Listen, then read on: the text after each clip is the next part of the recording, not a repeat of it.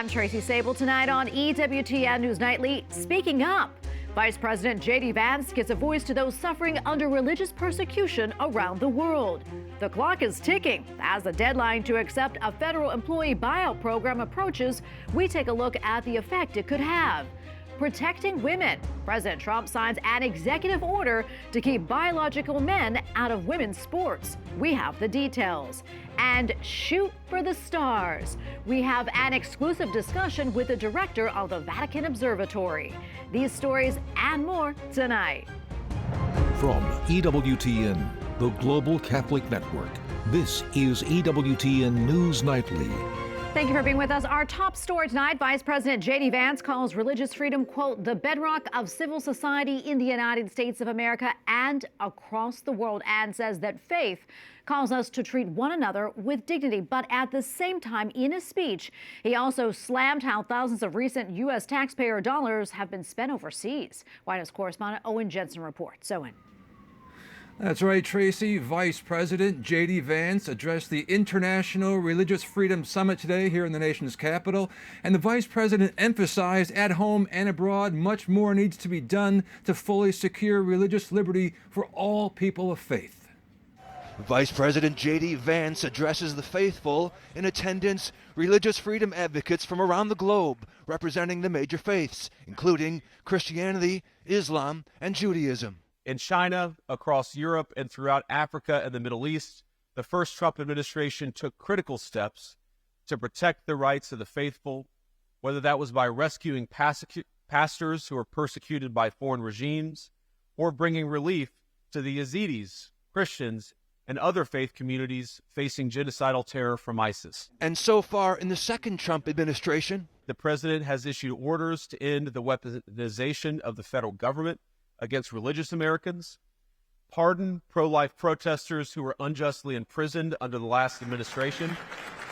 But Vance, who is Catholic, called it absurd how some U.S. tax dollars have been spent in recent years. How did America get to the point where we're sending hundreds of thousands of taxpayer dollars abroad to NGOs that are dedicated to spreading atheism all over the globe? That is not what leadership on protecting the rights of the faithful looks like. And it ends with this administration. Religious freedom advocate Katrina Lantos Sweat told me the first Trump administration had a strong record on defending religious freedom. But now they're concerned about the Trump administration's clamping down on spending. We hope, again, that support to key individuals, NGOs, faith communities on the ground in very, very difficult places, that support will not be cut off indefinitely because they need our help to fight this good fight. President Trump, meanwhile, continues to make news. Today in the East Room of the White House, he signed an executive order banning men from competing against women directly in sports. And it's a move a majority of Americans agree with. Take a listen. Under the Trump administration, we will defend the proud tradition of female athletes, and we will not allow men to beat up, injure, and cheat our women and our girls. From now on, women's sports will be only for women. Now, on President Trump's, on his first day in office, President Trump's first day in office, he ordered the federal government to define sex as only male and female, including on official documents like passports. At the White House, Owen Jensen, EWTN News Nightly. All right, thank you, Owen. Well, confusion today among Republicans and some other lawmakers after a surprise announcement from President Trump regarding Gaza. In a press conference with Israeli Prime Minister Benjamin Netanyahu last night, the president proposed the idea that the U.S. take over Gaza and suggested the Palestinians leave the area and go into neighboring countries, saying in part, quote, the whole place is demolished. It's unsafe. It's unsanitary. It's not a place where people want to live. Some lawmakers disagree. It doesn't make sense. I mean, Gaza is secured, and it may be in upheaval, and it may have an uncertain future and all of those things, but it's really not our business right now. But it just does not make sense. And it is not reason. It's not something that we, as a people, as Americans, that we look at. It does not make us safer. Meanwhile, the ceasefire remains in effect between Israel and Hamas, but more than 75 hostages are unaccounted for, and less than half are believed to be alive. Several families of those still held captive gathered with members of Congress at the Museum of the Bible in Washington, D.C. today for an emotional event. Capitol Hill correspondent Eric Rosales has more. Good evening. The Museum of the Bible is a place where people come to learn about the Bible, but today it was all about Israel. An event organized by Family Research Council and Well-Versed brought together evangelicals from across the country to pray for the country of Israel and those who are still being held hostage.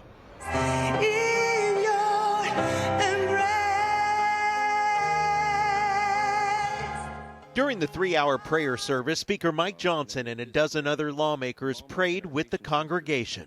We gather with you this morning to seek the Lord's wisdom, to pray for his repentance for our country. After the prayer service, families of Israeli hostages who are still being held by the terrorist group Hamas spoke. They tell me that they remain strong with the help of their faith. I can feel him.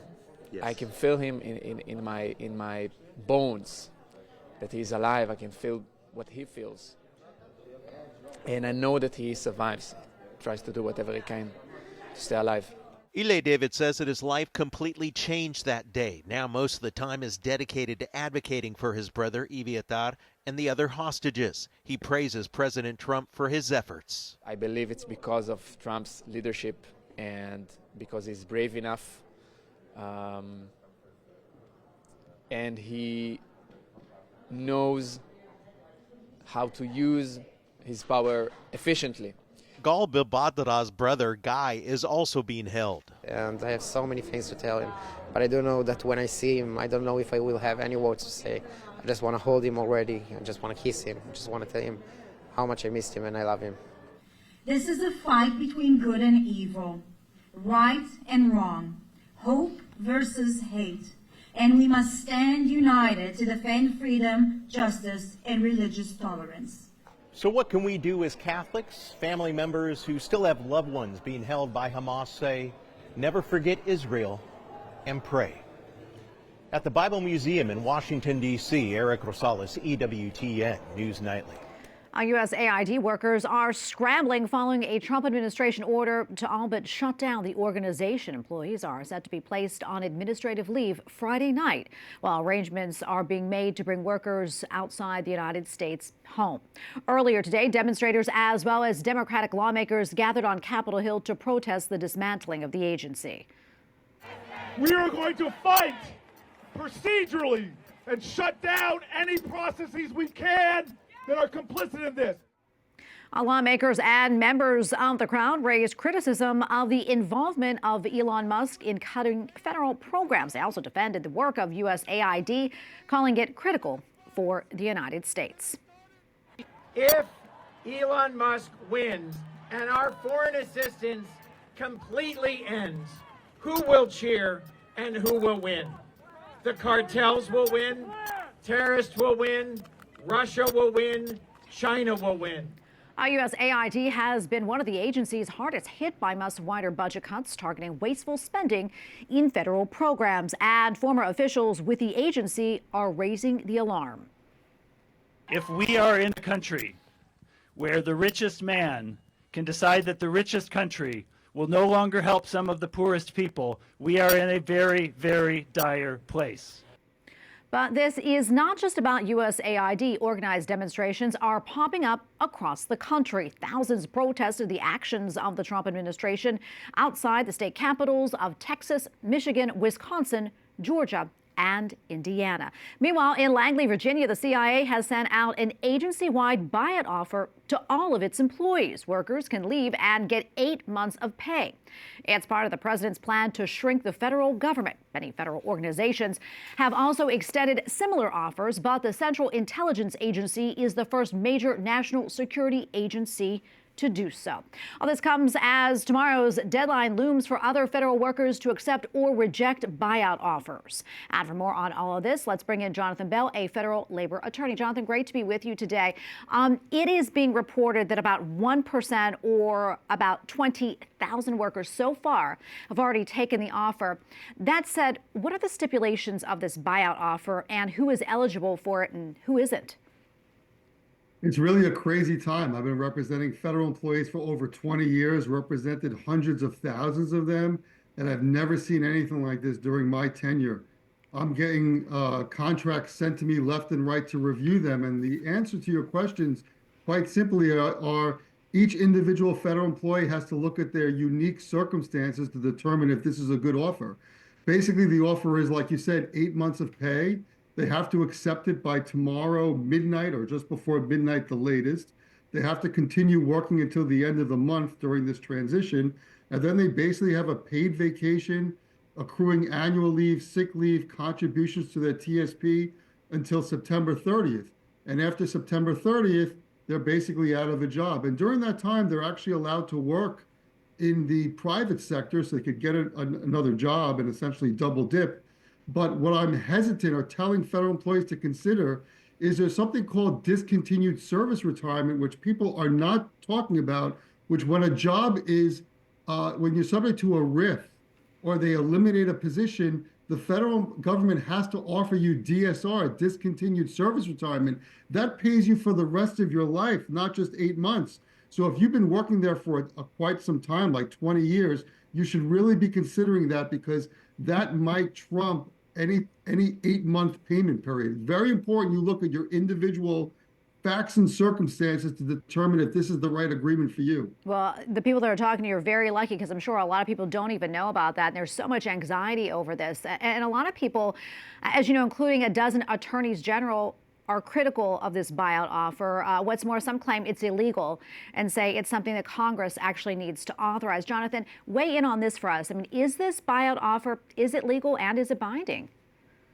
So that's a great question. I don't have the answer to that. This is uncharted territory, but I'm not telling people not to accept the offer. I'm not telling them to accept it. I'm saying that there are risks.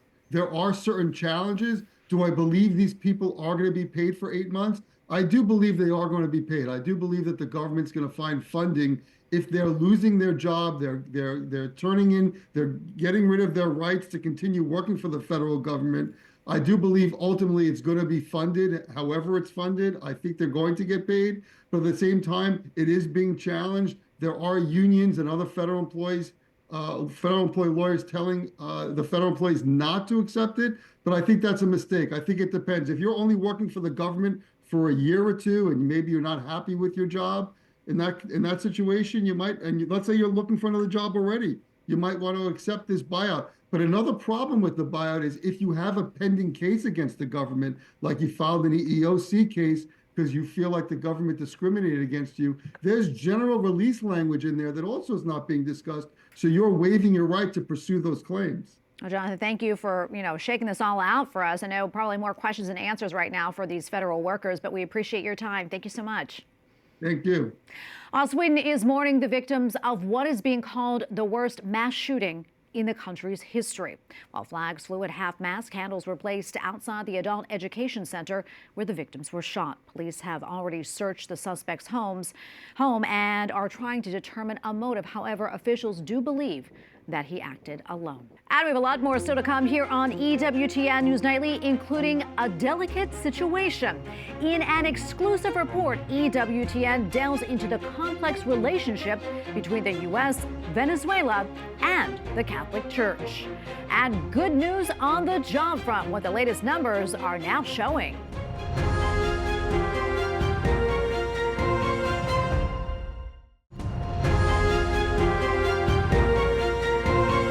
Welcome back. The first group of migrants arrested in the U.S. arrived in Guantanamo Bay in Cuba. It comes after the president announced plans to use the base as a detainment center. The Department of Homeland Security says the group consists of 10 members of Tren de Aragua. That is the gang that originated in Venezuelan prisons. Last week, the president ordered that an existing migrant detainment center at the base be expanded to hold around 30 100,000 people. Meanwhile, in Guatemala, Secretary of State Marco Rubio has reached a deal with President Bernardo Arevalo. The country will now accept migrants from other countries being deported from the U.S. The deportees would then be returned to their home countries at U.S. expense. Well, as we have seen in the past few weeks, the president's immigration policy is leading to changes in the relationship between the U.S. and Latin American countries. It has even led into run-ins with the Catholic Church. In Venezuela, the complexity of the situation is most apparent. EWTN's Andres Enriquez reports. The first 2 weeks of the Trump administration have had a significant impact in the US-Venezuela relations, turning away from Biden administration policies and placing the South American dictatorship in the spotlight. Last Friday, President Trump surprisingly sent Richard Grenell, his envoy for special missions, to Caracas, where he met with dictator Nicolás Maduro, a move that has been widely criticized both inside and outside Venezuela. According to the White House, Grenell's visit revolved around two main themes: securing the cooperation of the Maduro regime in receiving repatriation flights for Venezuelan citizens who have violated U.S. laws, and ensuring that all American citizens detained in Venezuela are released. Grenell returned to Washington with 6 Americans who were imprisoned in Chavista jails, although he has said that at least 6 more Americans are still detained in Venezuela and that he will return to take them home. In addition, he assured that Maduro committed to receive the deportation flights. Grenell's efforts are framed by the Trump administration's decision to end temporary protected status for some 350,000 Venezuelans on U.S. soil. Trump canceled the redesignation made in 2023 by President Joe Biden's administration, which extended TPS and granted work permits to Venezuelans until April 2025. The U.S. bishops have labeled this decision as counterproductive and called President Trump to consider the adverse impact this measure will have on citizens and non-citizens alike. Terminating this temporary legal protection that allows people to work, pay taxes, and contribute to our society will only lead to more disruption and would appear to risk diverting the focus of enforcement efforts away from legitimate threats to public safety. In Venezuela, on the other hand, the Catholic Church called on believers to pray in order to hold on to hope and change the very difficult situations we have to live through every day. Young people take these requests very seriously, assuring that they are willing to stay in the country and work for the future. Well, a message that I would say is quite positive is that we as young people can make a change in the country. There is a very complicated situation, but we young people can move forward a country that has all what it takes to succeed. As a young person, I want to stay here in the country and continue fighting for this Venezuela, which is a beautiful Venezuela full of opportunities. And I say this to all young people. It is really very important. I think this new generation has an incredible mentality where I believe that we young people can make a great change for this country. Therefore, I am not leaving. I am staying not only to be close to my family, but together we can build a great future. The bishop said that the greatest yearning of Venezuelans today is a true peace that responds to their most immediate needs and not the particular interest of political parties. We have to love our country, our family. Yes, it is a difficult time. We are in this moment for a reason, and I believe we are God's instrument for other people. And with that same joy, we have to infect others, so that they do not leave and raise our country. The bishops added that there are still signs of hope in our country, that God is present in our midst, and that He continues to bring about good things in our reality. Meanwhile, we will continue to report the latest developments in Venezuela and their repercussions in the United States. From Caracas, Venezuela, Andres Enriquez, EWTN. Well, in other news, your fast fashion online shopping might be safe for now, as the U.S. Postal Service reversed a decision that placed a ban on all inbound mail and packages from China and Hong Kong. The Post Office had made the announcement after the U.S. imposed an additional 10% tariff on Chinese goods and ended tax exemption for small value parcels. USPS has not given a reason for the reversal, but said that it is working with Customs and Border Protection to avoid delivery disruptions as a result of the new tariff measure. Well, private sector employment numbers beat expectations last month. That is according to data revealed from payroll company ADP. It showed the U.S. private sector rose by roughly 183,000 jobs in January, attributed to businesses in trade, transportation, and hospitality. However, ADP's tabulations don't always correlate with the government's monthly jobs report, which is expected to be out this Friday. Well, up next on EWTN News Nightly, a look to the heavens. We speak to the director of the Vatican Observatory about his new book and why he says faith and science go hand in hand. Plus, setting love in motion, the mystery that Pope Francis is asking us all to meditate on.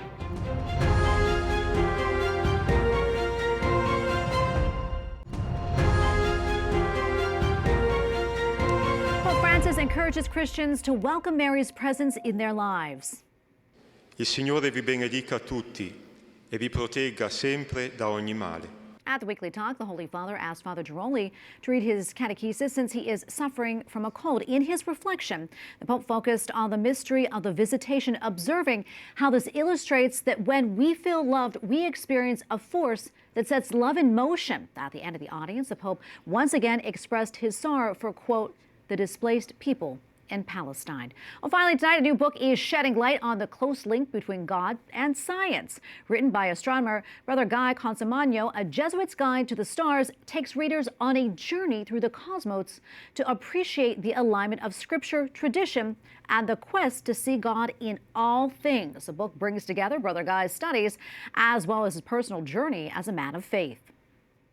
And joining us now in the studio today is Brother Guy Consolmagno, director of the Vatican Observatory. Brother Guy, thank you so much for being here with us. It's a delight to be here again. Well, we love this. And also, for those who may not be familiar, tell us a little bit more about the Vatican Observatory. Well, we like to say that we go back to the reform of the calendar in 1582, wow, because that's when the Vatican hired astronomers to figure out, what we now call the Gregorian calendar. In 1891, Pope Leo XIII established a national observatory at the Vatican to show the world that the Church supports science. And we've been doing that ever since. We now have our headquarters in the Pope's summer home in Castel Gandolfo, which includes a beautiful visitor center. And then in Tucson, Arizona, we have a telescope in Mount Graham. So we're doing cutting-edge research as we're also carrying forth the message of how the heavens proclaim the glory of God. Yeah, you do such fascinating work there, and you've written a number of fascinating books. Tell us about the latest one. A few months ago, the fellows at Loyola Press said, Guy, we've got a great title for a book, A Jesuit's Guide to the Stars. Could you write the book? Yeah. And how could I not? So I pulled together a lot of ideas, some of my own experience, some of the history of the Jesuits working on science. Do you know that there's about 60 craters on the moon or asteroids named for Jesuit scientists, going back to really before Galileo. And this shows how the Jesuits have been involved in our understanding the universe. It's part of our Jesuit charism to find God in all things. What's more all things than the universe? Yeah, that is really fascinating. And I'm sure a lot of people did not know that, myself included. Talk to us about the relationship between wonder, beauty, and science. Why do we do the science? At the end of the day, it's not to make you rich or famous. It's not to make better cell phones. That's technology, which is wonderful but different. We do science because we're curious about the universe and who we are and our place in the universe. And when I say we, I mean anyone who's a human being. I was in the Peace Corps many years ago, and the people in the most remote parts of Africa wanted to look through my telescope and look at the rings of Saturn and go, wow, because that's what makes us more than just, well-fed cows. If you think of the 7 days of creation, what's the goal, the seventh day? The day when we spend the time to contemplate the things that God has created. So being an astronomer or being a poet talking about the stars, That's part of our mission as human beings in love with God. It's so incredible. You know, for those of us that are amateur stargazers, any advice for us? Well, one thing is be sure to do it every day. Go out just once a day and take a look at the sky. But another thing, if I can, say a little bit beyond where my own work, Pope Benedict had a marvelous homily at Easter Saturday night, 2012. And in it, he talks about the role of light in our lives. And he says, we human beings create artificial lights that can blind us to God's lights. It's called light pollution. So a little bit that you can do to turn down the lights outside, the lights that are shining up where it's useless. You want them on the ground where you can walk, but I'm not walking up there. Make our skies a little bit darker so we can see God's glory a little more clearly. Because as Pope Benedict said, that light pollution is a perfect analogy of what human sin is. Us using our lights to try to blind ourselves to what God's lights are trying to tell us. Well, Brother Guy, thank you so much for writing this book. Thank you for being you, and thank you for being here. We appreciate it. God bless you. And thank you for letting us share this to the world. And if you'd like to learn more about the Vatican Observatory, be sure to visit vaticanobservatory.org. Family, thank you for watching tonight. Remember, you can follow us on social media, Facebook, X, and Instagram at EWTN News Nightly. I'm Tracy Sabol. Good night, and God bless.